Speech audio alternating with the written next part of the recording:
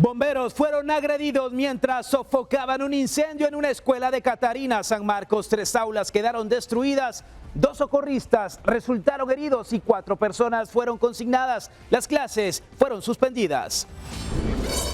Una cámara de seguridad grabó el ataque a balazos contra una mujer con 8 meses de embarazo en Jalapa. La víctima murió en el lugar y su acompañante resultó herido. La PNC capturó al presunto responsable. El presidente Bernardo Arévalo decretó un nuevo estado de prevención por 15 días desde el 3 de marzo. La medida busca mantener la presión contra el crimen organizado y será evaluada al finalizar el plazo. Riñas en las calles y en canchas. Una pelea vial se desató en La Esperanza, Quetzaltenango y dejó un herido, mientras que en San Carlos, Sija y Rabinal, Baja Verapaz, 2 partidos de fútbol terminaron en agresiones, una de ellas contra un árbitro. Un bus fue captado circulando con la llanta trasera dañada en Nevajiché. La unidad transportaba pasajeros y generó alarma por el riesgo de un accidente. Autoridades no han informado sobre sanciones. En este lunes 2 de marzo, muy buenas noches, bienvenidos a Impacto Directo, un gusto acompañarle a través de Guatevisión. Soy Alexis Ponce, junto a todo el equipo, preparados para llevarle en este recorrido informativo. Doy la bienvenida a los panelistas. Hoy nos acompaña Nidia González, mercadóloga y coach de vida, Germán Galindo, internacionalista, Roxana Sánchez, periodista, y Jorge Granados, médico, abogado y experto en criminología. Y hablemos de los bomberos municipales departamentales que fueron agredidos mientras intentaban sofocar un incendio en una escuela de Catarina, San Marcos. El fuego habría sido provocado por un grupo de pobladores inconformes con el traslado de estudiantes. Ante la situación, el Ministerio de Educación presentó una denuncia y la PNC capturó a 4 personas señaladas de incitar los disturbios. El hecho obligó a suspender las clases en el centro educativo.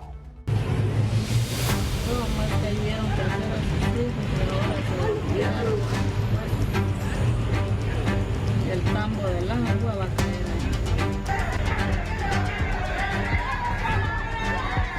Bomberos voluntarios fueron agredidos durante un incendio en una escuela de Catarina, San Marcos. El fuego consumió 3 aulas de la escuela primaria de la aldea El Sitio y dejó como saldo 2 bomberos heridos, daños materiales y 4 personas consignadas, según la información de las autoridades. Los bomberos municipales departamentales acudieron al lugar del siniestro y mientras trabajaban para sofocar las llamas que se originaron en el interior del establecimiento educativo, se produjo un altercado entre vecinos del sector y los socorristas, que fueron agredidos, buscando evitar que hicieran su trabajo. Además, una unidad resultó con daños. El fuego destruyó 3 salones de clase junto con su mobiliario.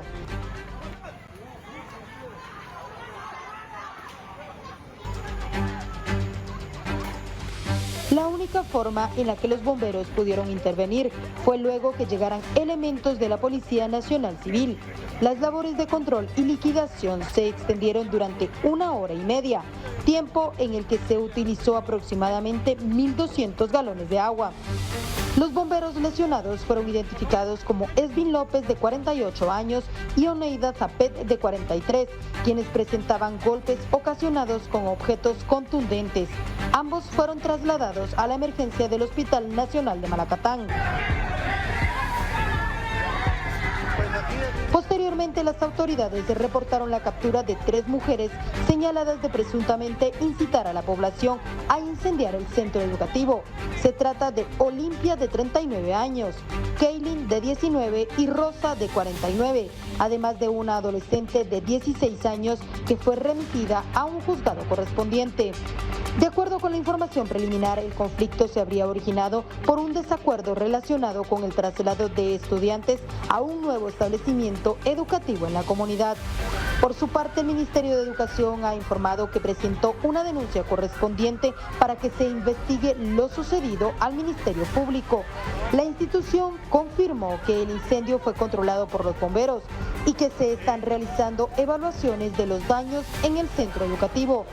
Asimismo, han indicado que las actividades educativas fueron suspendidas como medida de resguardo para estudiantes, docentes y personal administrativo. Reportó Andrea Domínguez.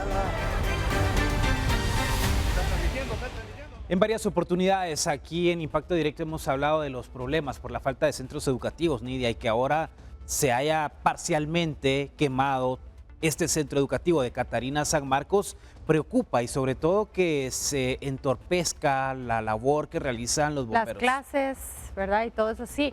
Eso es lo que yo me puse a pensar ahorita que estábamos viendo la nota, que realmente la infraestructura de educación o de los centros educativos en Guatemala realmente están muy escasos. ¿Y qué es lo que pasa? Aquí estas personas incitaron a hacer esto. Si hicieron o no lo hicieron, pues ya veremos más adelante cuál es el resultado, pero lo que no se ponen a pensar son dos cosas. Uno, esa escuela es parte del patrimonio de la educación de los niños y también del esfuerzo de los padres. Eso es algo que es lamentable, cómo ellos no se ponen a pensar en que esta escuela es de utilidad para los niños, que fueran trasladados a otro porque tal vez hay un problema en el edificio, no nos dijeron exactamente, pero no es la forma de resolver un problema, realmente. Y creo yo que no considero yo que hayan sido papás los que hayan hecho esto, sino personas tal vez que lo único que quieren es pues lastimar o dañar alguna propiedad.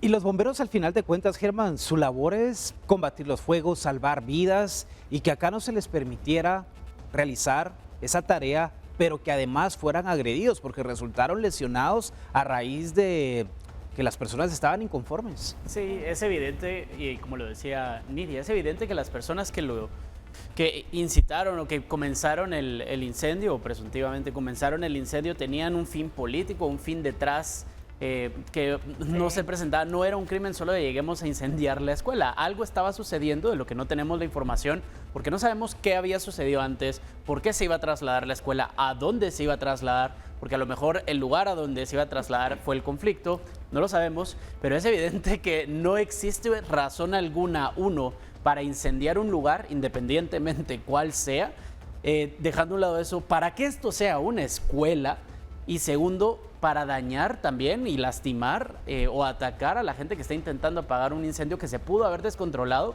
y acabado con propiedades aledañas. Entonces, sí hay que analizar el perfil psicológico de las personas que hicieron esto, cuáles fueron sus motivos, y cárcel. Esto tiene que ser cárcel, tiene que ser por mucho tiempo, porque fuese la hora que fuese, pudo haber acabado con la vida de alguien.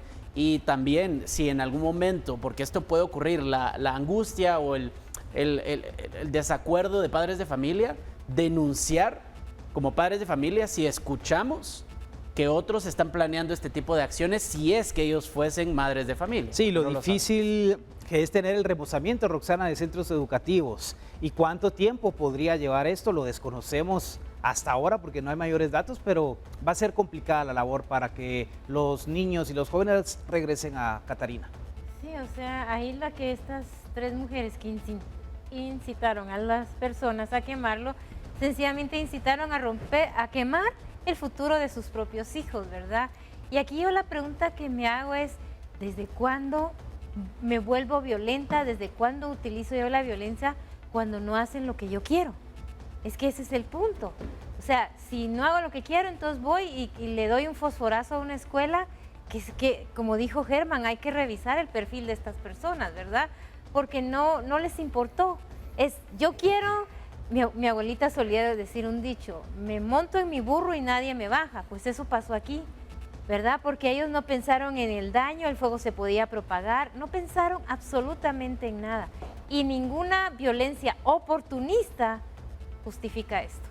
Y sobre todo que también pudieron haber resultado con lesiones, estas personas inconformes, claro, al no permitir la labor de los cuerpos de emergencia, Jorge. Así es, Alexis, 2 cosas importantes. La primera es que normalmente hay protocolos del Ministerio de Educación para cuando hay traslados de un lugar a otro, se haga de pleno consentimiento con padres, alumnos y maestros. No es una decisión así al azar o a cualquier momento. Y la segunda, que también es lamentable, es de que en una escuela pública no hayan extinguidores o medidas para poder sofocar un incendio.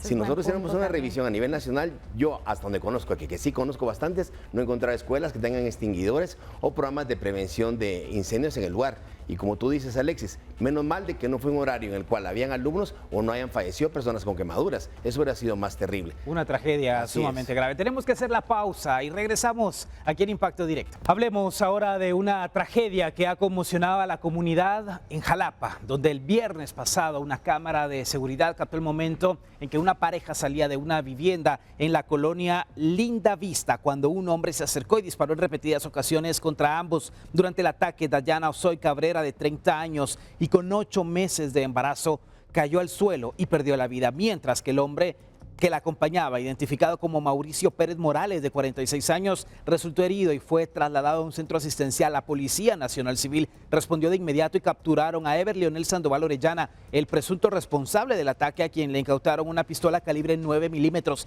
Los casquillos de arma de fuego localizados en la escena fueron embalados por fiscales del Ministerio Público, mientras que la investigación seguirá su curso para determinar el móvil y cargos en contra del sospechoso. Pero acá el video, Jorge, es una prueba fundamental.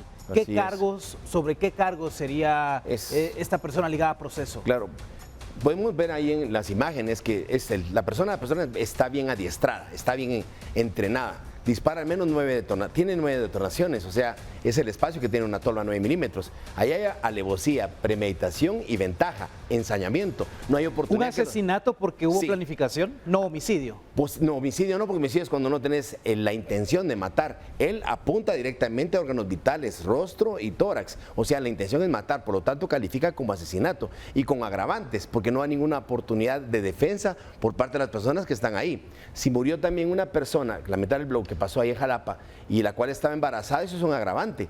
Porque una cosa es matar, lamentablemente, dar muerte a una persona en estado de gestación, y otra cosa que muera el producto de la gestación. Por lo tanto, la Constitución protege la vida desde el momento mismo de la concepción. Eso quiere decir que la mujer que está en estado de gestación equivale a 2 muertes. O sea, es un triple asesinato, es un doble asesinato solo y el intento de asesinato de... Y un intento de asesinato a los que sobrevivan. Ahora, si mueren en hospital, también se van como asesinatos. Bueno, y aquí, Roxana, lo preocupante es que se ignoran las causas por las cuales se dice que un problema de vecinos, pero hasta hoy no se sabe a ciencia cierta y tampoco es una cosa normal el disparar a cualquiera.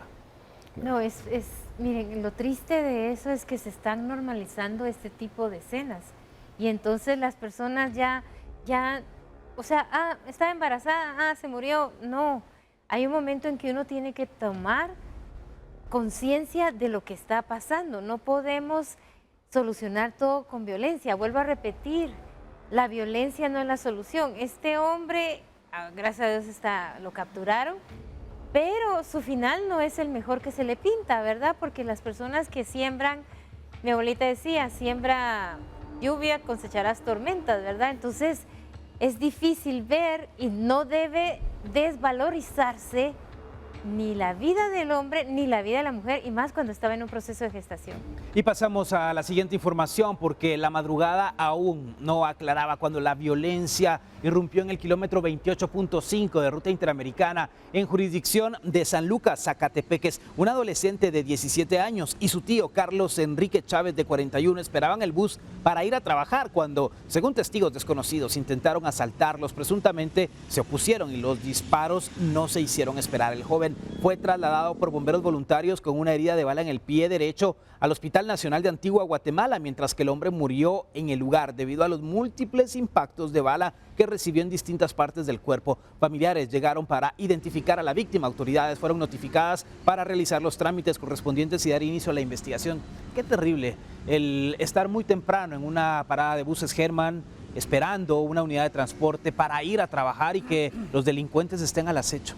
Sí, y como no se le ha capturado y no hay sospechosos, no se ha capturado a nadie, ¿qué puede hacer la gente? Que esa parada es una de las más transitadas a esas horas de la mañana. Entonces, ¿qué va a hacer la gente mañana en la madrugada? Tiene que ir a trabajar y tiene que tomar el bus. Entonces, nos están obligando realmente por la falta de seguridad a trabajar ya sea con pistolas frente a la cara, con cuchillos al cuello. O sea, realmente no existe ningún tipo de seguridad, por más de que el gobierno quiera decir que es percepción, y ya hablaremos de ello, pero al final estos son los resultados. La violencia, tal vez no el crimen organizado, pero la violencia sigue todos los días y es algo sistemático, evidentemente, porque sabemos que una parada de bus va a haber mucha gente con sus posesiones en camino al trabajo. Y el asaltante esto lo sabía y por eso es que va a regresar a este lugar o va a intentar buscar otro lugar similar. La gente no puede salir a trabajar sin temor a no regresar a su casa. ¿Y dónde esperar los buses entonces? Nidia, si ni siquiera hay lugares decentes para que las personas puedan cubrirse del sol, de la lluvia, estar cómodamente esperando la unidad de transporte. Sí, sobre todo en esa parte de San Lucas, que realmente, mira, ese tramo que está ahí, realmente a mí me da mucho miedo porque si te das cuenta, aquí en Guatemala padecemos de algo que hay paradas, pero no hay banquetas en muchos lugares, ¿verdad? En colonias donde realmente camina la gente. Yo te puedo decir muchos lugares de aquí, de la ciudad capital y fuera de la capital, donde realmente ponen paradas, pero no hay banquetas. Entonces, aquí sortean la vida a las personas que van a una parada de bus, porque primero tienen que ver dónde caminan por la falta de banqueta. Segundo, el transporte público que si bien les va, pues les va a parar y se los van a llevar y si bien les va, ¿verdad? Y la otra es estar en una parada que no es la adecuada, porque aquí tampoco se hacen bahías para que el transporte público se meta, para que no interrumpa el tráfico. Entonces, tenemos una infraestructura muy pobre en este sentido y aparte de eso hay que sumarle que la gente sale y no sabe si va a regresar a su casa. Un día hablábamos acá, la semana pasada, de que regresar a casa es una bendición y es un milagro aquí.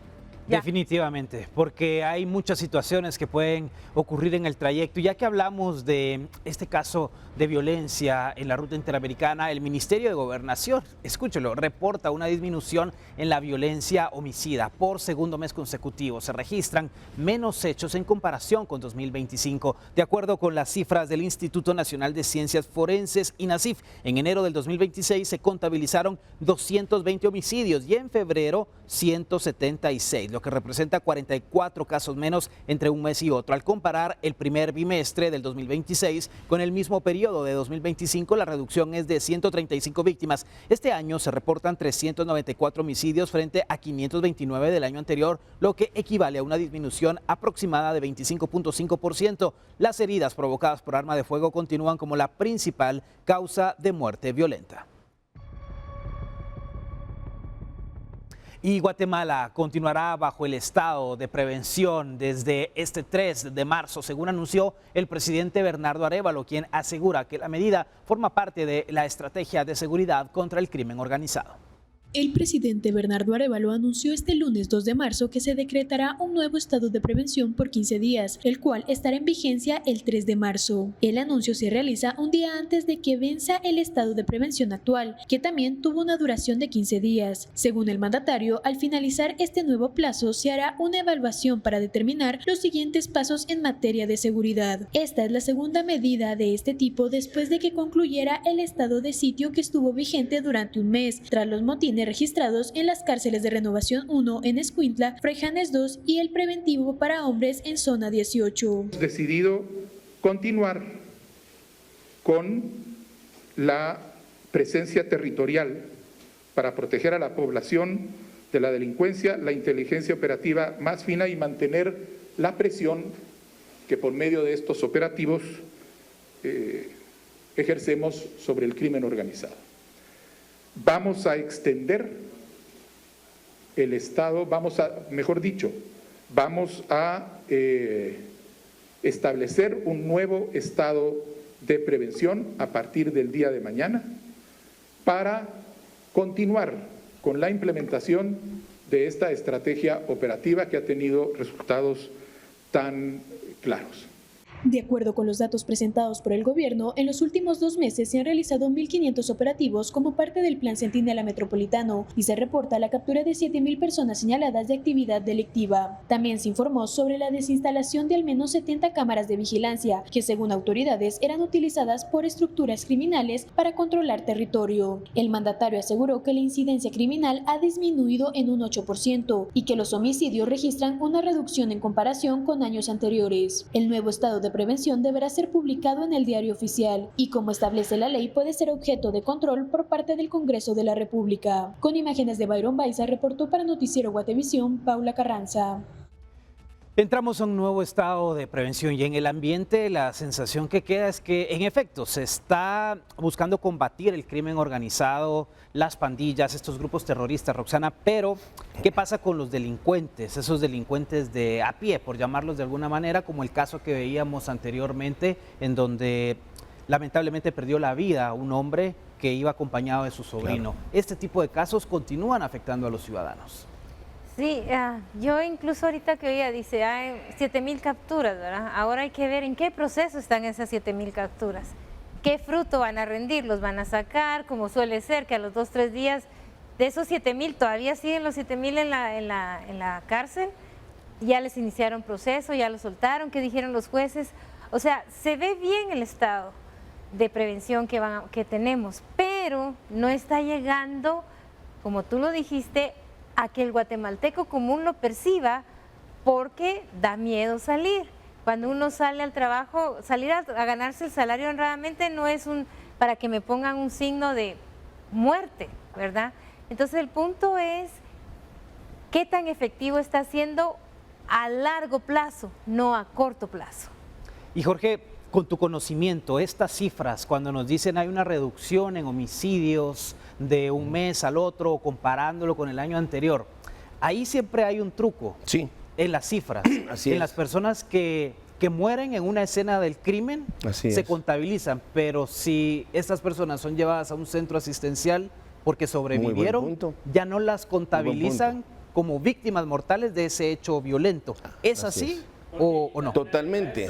Ahí dicen homicidios, sí, no dijeron asesinatos. Eso es importante, así es, Germán y Alexis. Primero, bravo por el señor presidente que está extendiendo el estado de prevención, pero también, que me disculpe, señor presidente, no es culpa ni responsabilidad de él, sino de su cuerpo de asesores. Su cuerpo de asesores puede ingresar a la página de INASIF, inasif.com.gt, y se reportan la cantidad de fallecimientos por día, fecha y hora. ¿Esto qué quiere decir, Alexis, en relación a lo que dijiste? Una cosa es estar contando muertos, perdón por la palabra que parece despectiva, cuando yo respeto, que otra cosa es determinar la estadística real de fallecidos por día, mes, hora, año. ¿Esto qué quiere decir? Si solo tomaron a sumar las personas que han fallecido por arma de fuego, por supuesto que te da un número, pero si sumamos las personas que han sido estranguladas, las personas que han sido lapidadas, personas que han muerto por heridas por arma blanca, y lo más importante, la primera causa de muerte en Guatemala, ahí lo pueden ver en páginas de internet de INASIF y del Ministerio Público, son los hechos de tránsito. ¿Por qué los hechos de tránsito? Porque ahí son homicidios culposos. La gente no se va a morir dentro de un bus porque quiera, los matan generalmente la imprudencia y negligencia de los pilotos. ¿Esto qué quiere decir? Que hay un subregistro estadístico y hay una mala percepción y un truco, como bien dijiste, Alexis, con la interpretación de esa estadística. No es cierto que haya disminuido la estadística criminal. De hecho, por año, INASIF hace de 11,000 a 12,000 autopsias por año. ¿Esto qué quiere decir? Nadie se hace una autopsia, ordena una autopsia porque quiera. Es porque las autopsias implican una muerte que se presume criminal o es un hecho eminentemente criminal. Resumiéndole una palabra, si sumamos las personas que fallecen en hechos de tránsito con día, heridas por arma de fuego, no solo las que mueren, sino también las que quedan severamente lesionadas, heridas por estrangulamiento, estrangulamiento a lazo, heridas por arma blanca, asfixias, que es un tema muy frecuente, son miles, son 12,000 autopsias por año. Entonces, ser un poquito irresponsable con respecto a los asesores y dar una estadística está mal. ¿Por qué? Porque entonces tenemos una falsa percepción de que hay una disminución cuando realmente yo creo que no se dieron cuenta. ¿Crees que el análisis de los asesores no, o sea, ellos no lo percibieron, no saben esto? Bien. Es evidente que esto es político. No, pero se maquillan muchas veces esos números. Por eso mi pregunta es 7,000, pero ¿qué pasó con esos 7,000 capturas? ¿Qué pasa con la gente captura? Porque al final esto va acompañado de los operativos que están haciendo. Es decir, como estamos capturando criminales que pertenecen a grupos terroristas, está disminuyendo los ataques con pistola, con arma de fuego. Sin embargo, no están hablando de todo lo demás. Claro. Tampoco están hablando de lo que viene después, y es importante resaltar que es a dónde van a parar todos estos criminales. Todas estas capturas que se han hecho, 7,000, 6,000 en estos meses, ¿qué va a pasar con ellos? Porque hoy en día, en el Congreso, esta semana, se tienen que escoger 2 magistrados para la Corte de Constitucionalidad, que si bien no ve a los terroristas, sí tiene incidencia en el país, y con un sistema de justicia cooptado, y encima las calles y la falta de seguridad cooptada por crimen organizado, de nada sirven estas estadísticas y de nada sirve este parchecito que es el estado de prevención. porque en prevención debería estar. Y estos todo el delincuentes tiempo. posiblemente están en esas prisiones que se han convertido en las escuelas del crimen organizado. Tenemos que ir a la pausa y volvemos. Una discusión entre un automovilista y varios motociclistas terminó en una pelea que dejó a una persona herida en la zona 3 de La Esperanza, Quetzaltenango. El incidente ocurrió en la vía pública, donde según testigos una discusión subió de tono tras un incidente de tránsito. En medio de los empujones y golpes, una persona resultó lesionada. Los servicios de emergencia debieron ayudar a varias personas que terminaron heridas en medio de la breve trifulca. Las autoridades locales intentan deducir responsabilidades. Los lugareños dicen temer que sigan escalando las riñas callejeras originadas por accidentes viales. Y lo que debía ser una jornada deportiva terminó en disturbios en San Carlos, Sija, Quetzaltenango, donde la semifinal de un campeonato local derivó en una pelea entre los deportistas. Fueron los mismos aficionados quienes captaron en video el momento en que varios jugadores se van a los golpes en plena cancha, entre gritos pidiendo la calma por un lado e insultos del otro. La tensión se apoderó del escenario deportivo. Por ahora no se ha informado sobre personas heridas de gravedad. No obstante, la pelea ha generado reacciones en redes sociales donde muchos cuestionan la seguridad durante este tipo de actividades deportivas comunitarias. Y asistentes a un encuentro de fútbol en Rabinal, Baja Verapaz, documentaron el momento en que varios jugadores agreden a un árbitro. Los hechos se registraron durante un partido de la categoría B de la Liga del Municipio. En las imágenes se observa que quien comienza la agresión contra el referí es una persona vestida de civil. Posteriormente, varios jugadores vestidos de amarillo se unen a la agresión. El árbitro se intenta defender, pero es superado en número. El video capta también cuando los agresores comienzan a retirarse del campo. Sin embargo, segundos después, algunos de ellos se regresan para continuar con la agresión. ¿Y qué está pasando? El deporte, el espíritu de la competitividad, Nidia, porque estos no son hechos aislados. Ya es recurrente que veamos estas trifulcas. Sí, de hecho, aquí se dio la noticia o la nota de que a una mujer árbitro se le había agredido por parte de uno de los jugadores y es lamentable ver en las canchas que, o sea, yo no me aparto del fanatismo, de la pasión por el fútbol. Creo que somos un país que tiene ese gusto, ¿verdad? Por el fútbol. Pero frustrado también. Pero frustrado, sí, también. Pero esto realmente es antideportivo, totalmente. O sea, no, empezando porque yo los veo y los veo como que aquellas manadas de hienas que se le van a un animal y tienen ventaja, porque en número... Son mayoría, son manada. Exactamente. Prácticamente. Entonces, eso no es, primero no es de deportistas, no es de caballeros, no es de seres humanos atacar a otra persona que es 1 contra 5, 6, 7, 8 que se ven ahí. Y es el encargado de impartir la justicia, en este caso en el partido de fútbol. Vamos a la pausa y regresamos aquí por Guatevisión. Más de 50 multas y una motocicleta consignada. Este es el resultado preliminar de los operativos contra las carreras clandestinas en los ingresos a la antigua Guatemala, Zacatepec. La Policía Nacional Civil mantuvo controles en los principales accesos y en diferentes rutas donde motociclistas han sido señalados de participar en competencias ilegales que ponen en riesgo su vida y la de peatones y automovilistas. Se reportan 54 multas impuestas, 250 personas identificadas y 185 solvencias verificadas. Además, una motocicleta fue decomisada por carecer de documentación. Los operativos son apoyados por la Policía Municipal de Tránsito, Provial y el Departamento de Tránsito de la Policía Nacional Civil. Y la Policía Nacional Civil ha reportado que 59 días del 2026 han sido consignadas 6.259 motocicletas tras acciones de control, identificación y verificación vehicular en distintos puntos del país. Según el informe oficial, la mayoría circulaba sin placas, con placas ocultas y tarjeta de circulación en condición irregular. Además, 613 unidades tenían reporte de robo, lo que evidencia su posible vinculación con hechos delictivos. De acuerdo con Jorge Aguilar, el vocero de PNC, la motocicleta es uno de los medios más utilizados para la comisión de ataques armados, asaltos y otros delitos debido a su rápida movilidad. Pero tenemos que hablar sobre estos operativos que al final de cuentas, Germán, de alguna manera vienen a reducir esa serie de accidentes que se han registrado. También en la carretera interamericana en Zumpango todavía se está a la búsqueda de este imprudente motociclista que mató a un niño. Exacto, y creo que sí están empezando a dar resultados, pero hay que ver a largo plazo, como ya lo mencionaba Roxana en su análisis anterior, a largo plazo si esto va a tener resultados y se va a poder eliminar por completo las imprudencias que están realizando con este tipo de motocicletas, porque al final las utilizan para ir a altas velocidades en carreteras que no están hechas para esto. Yo he visto los operativos, yo vivo por ahí y sí puedo decir que paran a muchísima gente y multan a mucha gente. Ahora, de las multas a que dejen de ir para allá, es complicado. También me gusta mucho escuchar sobre las estadísticas de motocicletas recuperadas, porque como lo decía la nota, es el principal medio utilizado para hechos delictivos. Efectivamente, y son más de 6,000, Roxana, y uno dice, bueno, ahí está el problema en las motocicletas. Si son 6,000 en 59 días y todavía seguimos viendo que hay muchas motocicletas y también vehículos que circulan con las placas tapadas o sin la placa de circulación. Exacto, o sea, es triste que un transporte que puede ayudar a una persona a movilizarse, yo también hace 2 días vi en la banqueta, ese era el 4º carril, ya no era la línea imaginaria, sino todos en la banqueta. Ahora, lo que yo me pregunto es, estas carreras clandestinas no es porque yo quiero agarrar mi moto y me junto con mis amigos a correr. ¿Quién está detrás? Porque alguien las tiene que organizar. ¿Cómo se reúnen? ¿Cómo se ponen de acuerdo?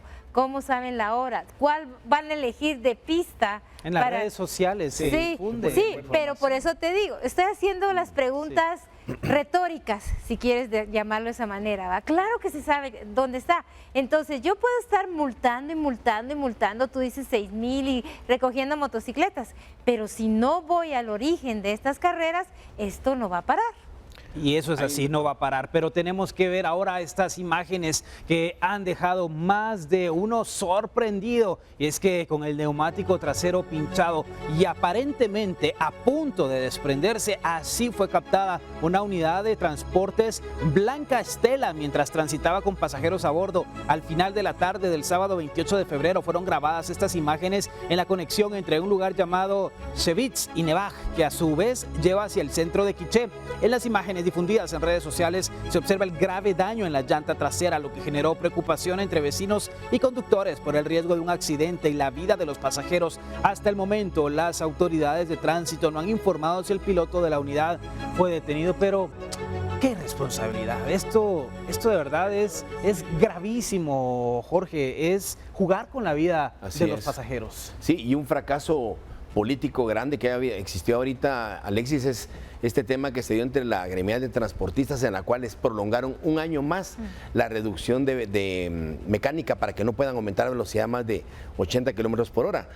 Porque es un fracaso políticamente, porque el gobierno tuvo que ceder ante la imposición de los transportistas ante un hecho notorio y evidente que todos conocemos, que los hechos de tránsito, que no son accidentes porque son previsibles, son como consecuencia del exceso de velocidad y de conducir temerariamente. El hecho que el gobierno les haya concedido este año más, pero más aún, que ellos mismos se puedan autoevaluar o autorregular a través de una declaración jurada donde ellos se comprometen a poner el regulador, es como darle las llaves del banco de sangre a Drácula. O sea, no lo van a hacer. Entonces, cualquier tipo de fallecimiento que se dé por hechos de tránsito, escuchaba, para no mencionar nombres, ahí el que dirige esta asociación, que decía, así la muerte, si llega a ocurrir, es responsabilidad del dueño del transporte. Es que aunque no haya hecho la declaración jurada, es su responsabilidad, por supuesto que lo es. Entonces vemos, como en este caso, este bus que va hacia Nevaj Quiché, un típico ejemplo también de la falta de supervisión por la Dirección General de Tránsito, a la DGT. Y cabe en la posibilidad, Nidia, a ver, porque creo que en ocasiones como conductores nos ha pasado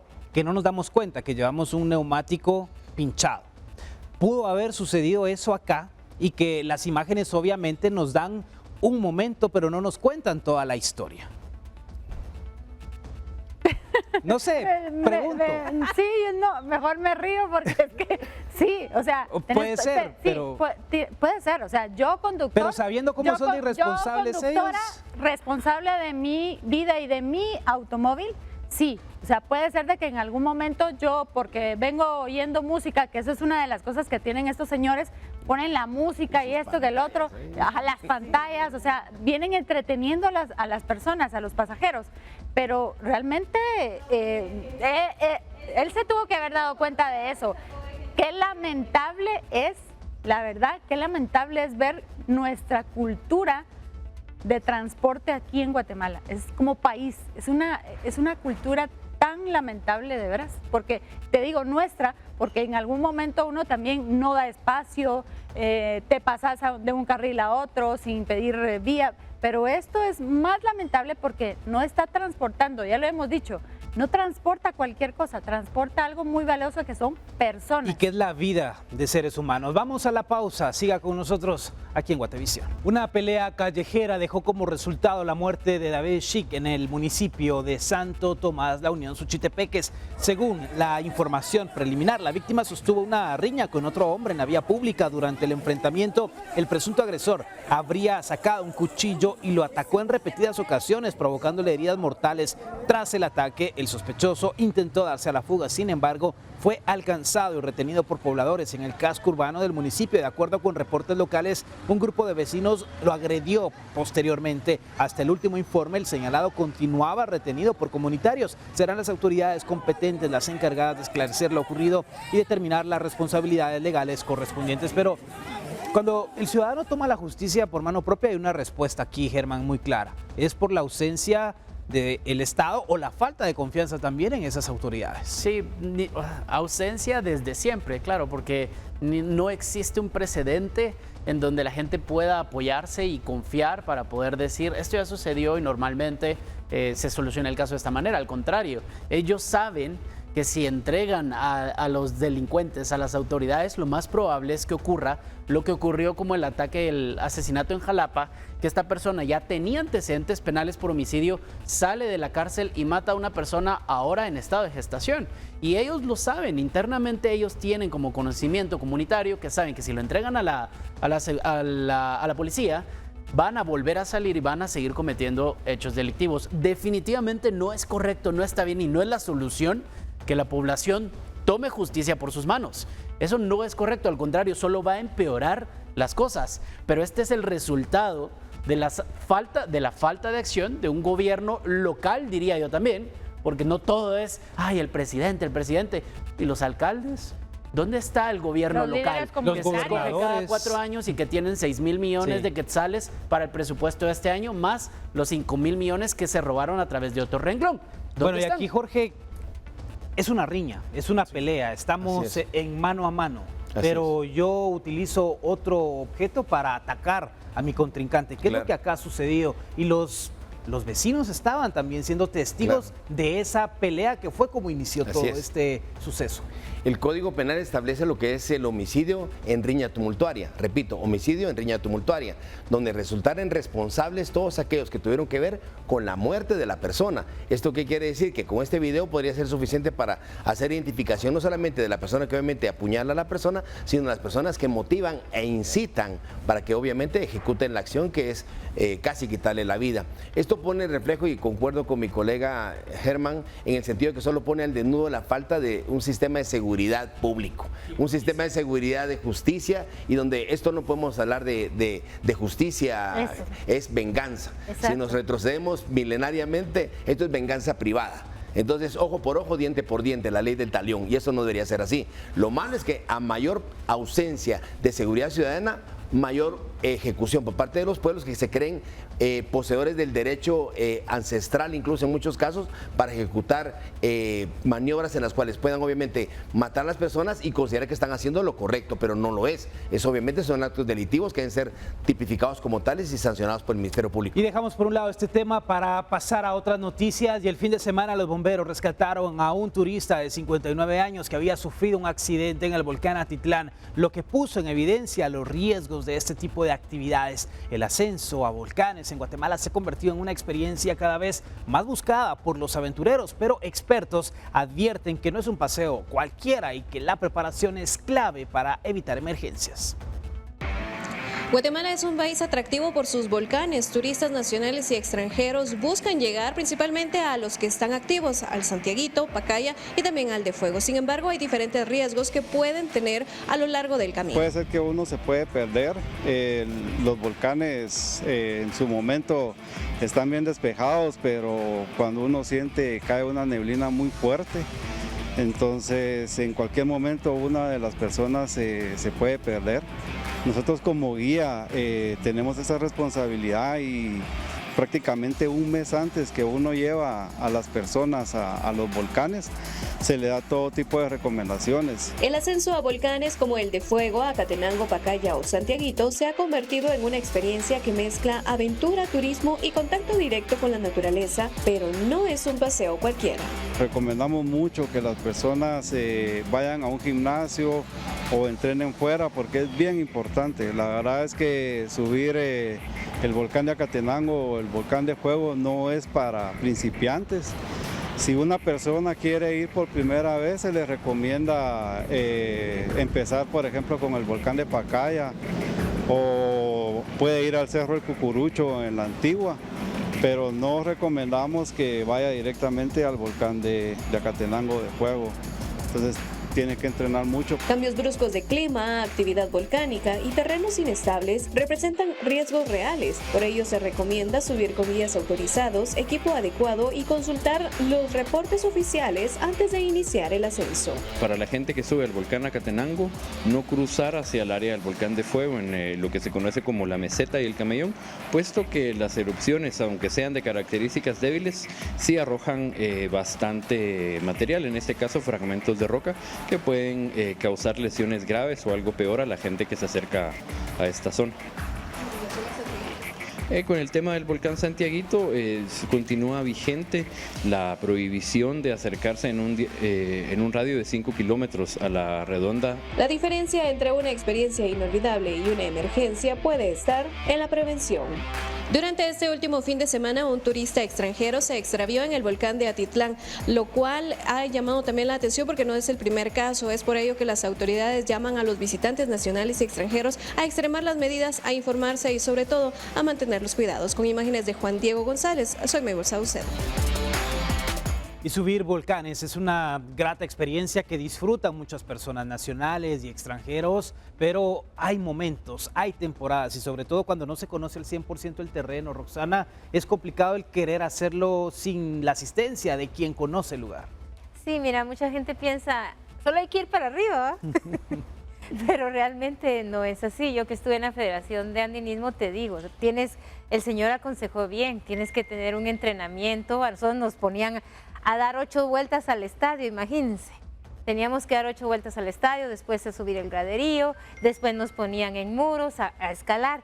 Y algo que puede ayudar para que no se pierdan, y creo que lo han visto los que hacen realmente andinismo profesional, es que todos los que van en fila están conectados con un lazo. Entonces hay que dejar maíz.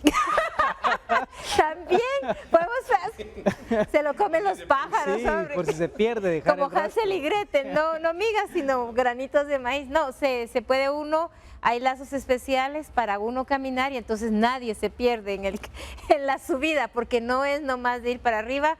Y tengan cuidado con el mal de montaña, ¿verdad? Ya saben, el mal de montaña es por arriba y por abajo si usted no está preparado para ese tipo de subidas.